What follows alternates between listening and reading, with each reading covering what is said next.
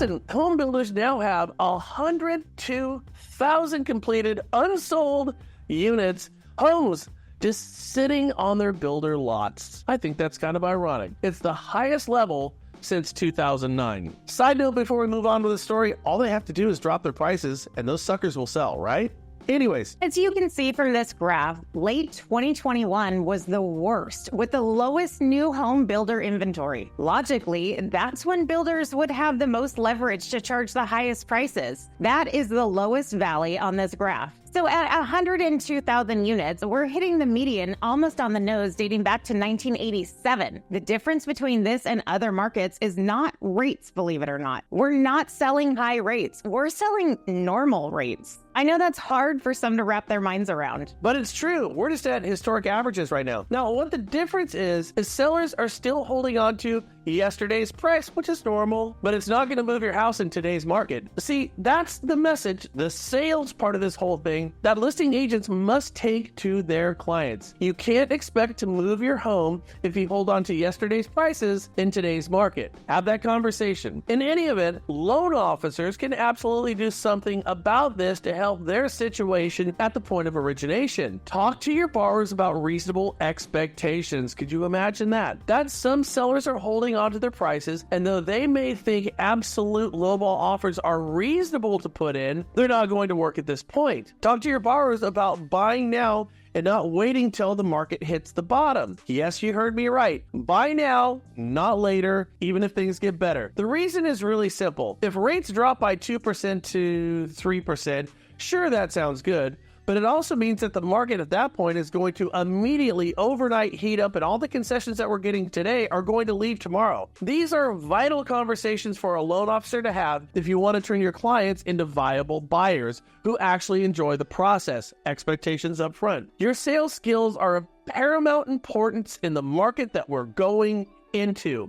If you don't have sales skills, now jump on my Wednesday, 12 o'clock Pacific Standard Time book club, sales book club, and you can learn them with other loan officers and real estate agents, and so much more good stuff is going on in these sales book meetings. Fill out the information down below and you can jump on. It doesn't cost you money. It's a cost of your time and your intellect. There. Now, if that isn't a touch all the bases, comprehensive solution to a real life professional problem that you're facing right now, I don't know what is. You only get that with us. Can you tell me another place? Anyways, moving on to a new story. Fannie Mae economists expect 2 rate cuts and rates to continue to decline through 2025. This is a tough one to understand, but even with more listings of homes available for sale compared to a year ago, existing home sales fell in June. Fannie Mae economists said that increased supply and affordability-constrained demand should result in moderating prices. Home prices were up 3% on a non-seasonally adjusted basis in the second quarter. So as you can see from this Fannie Mae 30-year fixed-rate mortgage graph, Fannie analysts expect rates to drop even further than previously forecasted. It seems like good news, but just watch out what you wish for. If Fannie is right with its forecast, we should see a near full percentage drop through 25-26. This is subject to change, of course, but rates should be marching lower for the next 24 months. Again, this comes with its own set of problems. Folks want to hit lows. You can lock a refi at today's rates only to be undercut by another lender tomorrow offering tomorrow's rates. For banking platforms, you're at a distinct disadvantage right now because you can't move that lock where a broker can move that lock. And of course, brokers are also offering lower rates in the first place, which is going to give them a further advantage in a refinance market. However, brokers, I'm talking to you guys out there. I'm talking to us. If Fannie's prognostication is accurate, before you move your loans for an 1/8, a quarter, 3/8, whatever, I want you to think about your relationship that you have with that wholesale lender and your account rep. What might be tempting can come at long-term costs. I don't care what anyone says. In some cases, even if you lose that refinance, you might want to stick with where you're at. Conversely, loyalty to those loyal to you pays dividends always in the long run. In short, think long and hard before you pull that loan and bring it over to a new lender.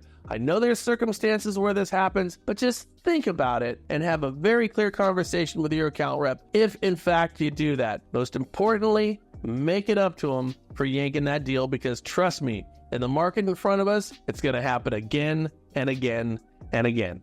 I hope this helps. Hey, listen, loan officers, Brian Stevens here. Listen, if you'd like to have a conversation about working for a true independent mortgage broker with what we're doing over at CapDirect, just fill out the information down below. Let's have a conversation. See, this is really a money game. It's not a how many basis points are we getting. It's not a rate game. It's a money game. How can you find a way to maximize your efforts through the day? It's not about technology. It's not about bells and whistles. It's how you close more deals. Over at CapDirect, we have the greatest strategies. We crowdsource what we're doing. We work together. We hold each other accountable.